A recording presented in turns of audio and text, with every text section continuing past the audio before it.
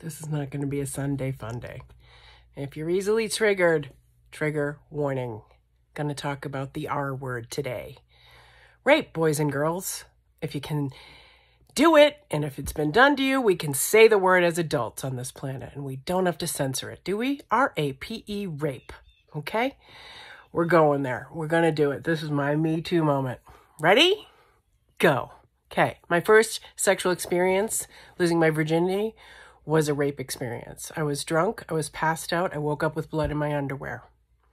I was 21 years old. I had waited. I was saving myself, not necessarily for marriage, but for love.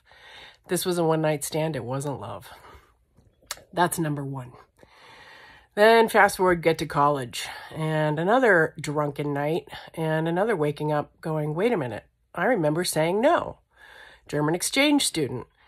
I asked him, did we have sex? He said, do you mean intercourse? I said, yes. He said, yes.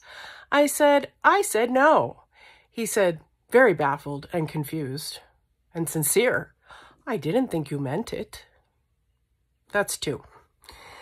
That is not to count the thousands of experiences of being catcalled in the streets, the thousands of experiences of being sexually harassed in jobs, the thousands of experiences my clients have come telling me about my grandfather, my uncle, my cousin, my best friend's brother who diddled them when they were kids or raped them.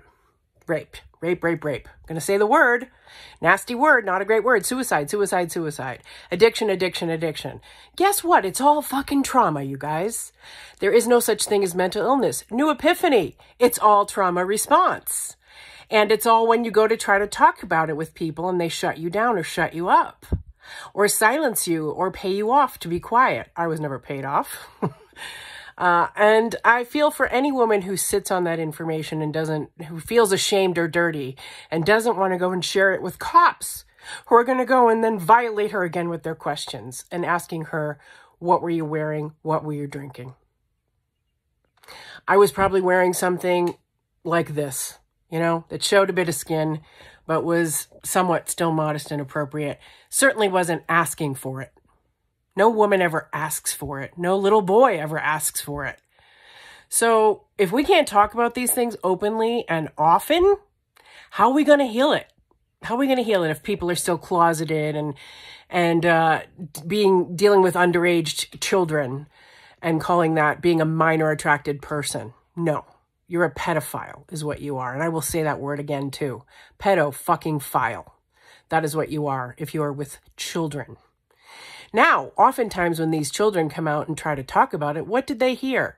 Oh, he has a big imagination. She's a liar. You can't trust anything she says. Really? She's 8.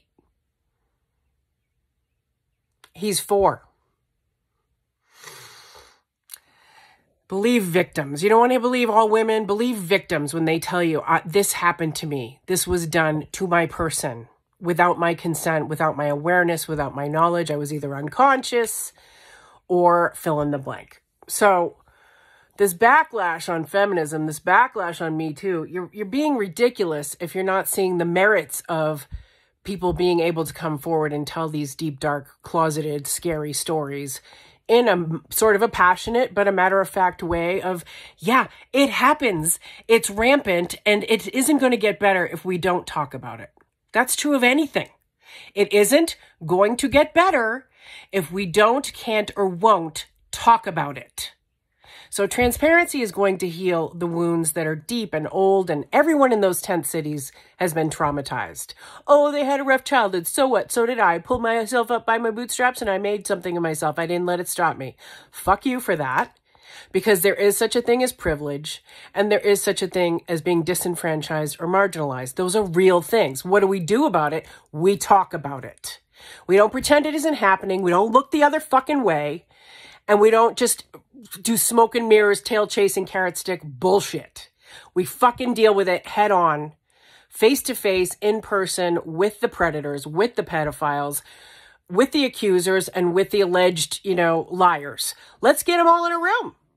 Let's get the public to hear all sides of the story. You did it with Amber and Johnny, but you can't do it with Ghislaine. You can't do it with all the women that accuse Trump. Fuck that. Okay? So if we don't talk about it, it doesn't get better. So here I am talking about it. What's your story? Because I'm sure you have one. Either you did it to someone or it was done to you. And it isn't going to get better. Once again, she's getting yelly. Unless we fucking talk about it. There may or may not be kids in cages and tunnels being tortured. That we don't have any visual or visible proof of unless you're on the dark web, and anything can be photoshopped. I get it.